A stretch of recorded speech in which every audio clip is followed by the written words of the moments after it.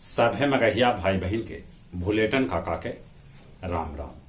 आथिन मगहिया खबर में सुनथिन देश दुनिया के खबर। पंचायत चुनाव के 9वां चरण में पड़ल 61.15% वोट फिर से महिला वोट देवे में आगे रहलन। 3 कृषि कानून वापसी के विधेयक संसद से पारित हो गए। विपक्षी दल के 12 सदस्य के नियमन आचरण न करे के चलते राज्यसभा से निलंबित कर देवल गए। बिहार विधानमंडल सत्र के शुरुआत पहल बेर राष्ट्रगान से करावल गए।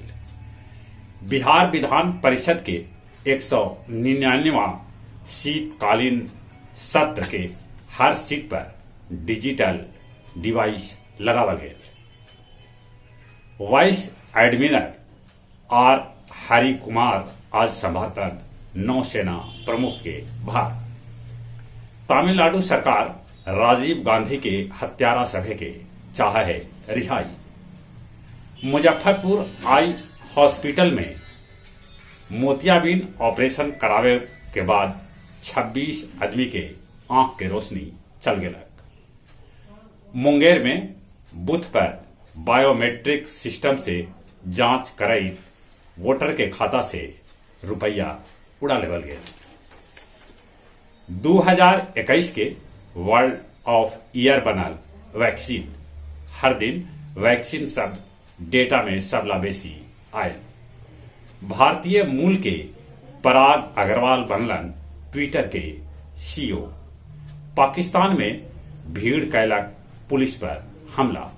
4 गो पुलिस चौकी जलावे के हेया खबर। वियना में ईरान परमाणु समझौता पर वार्ता बहाल कर गए। ईरान यूरेनियम से 60% तक कर रहा है संवर्धन। गया जिला के नगर प्रखंड में 77%, परैया में 76%, तब मानपुर में 73.5% वोट पड़ा। कोटेश्वर धाम स्थित पीपल के पेड़ के सेहत एकदम से ठीक है। जांच के बाद वैज्ञानिक ये बात कहलन। बोध गया में बनावल जाए ई रिक्शा लेल एगो स्मार्ट लेन। मगध मेडिकल कॉलेज में क्रोनोइक टैंक से ऑक्सीजन के आपूर्ति शुरू कल गई। गुरारू मथुरापुर स्टेट हाईवे पर मिदातपुर मोड़ भीर एगो हादसा में दुल्हा के बाबूजी के देहांत हो गए। बारात घटेरा जा रहा है। बजमेराही 310 के तरही मुशायरा न्यू करीमगंज रोड नंबर 5 स्थित एहसान तावीज के निवास पर आयोजित कल गए, जेकर अध्यक्षता गुफरान अशरफी और संचालन मोहम्मद खालिद हुसैन परदेसी कल का। और अब कुछ खेल के समाचार। पहलका टेस्ट मैच में न्यूजीलैंड के गेंदबाज रचिन रविंदर और एजाज पटेल बल्लेबाज बन के ड्रा कर दिला। भारत के साथे 6 गो मैच हारला के बाद न्यूजीलैंड ये मैच ड्रा करे में सफल रहा।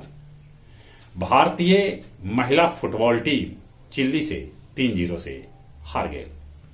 शाहिद अफरीदी चटकौलन 5 विकेट और पाकिस्तान बांग्लादेश के पहलका टेस्ट मैच में 93 रन से शिकस्त दे दिला। जहां तक मौसम के सवाल है, ठंड दिन पर दिन बढ़ रहा है। ठंड से बचथिन, कोरोना से बचे लेल मुंह और नाक पर मास्क लगाते, सोशल डिस्टेंसिंग के पालन करते और जो उम्र 18 बछर से ऊपरे है तब कोरोना के वैक्सीन जरूर लेते। चले एक बेर फिर से अपने सभे के भुलेटन काका के राम राम।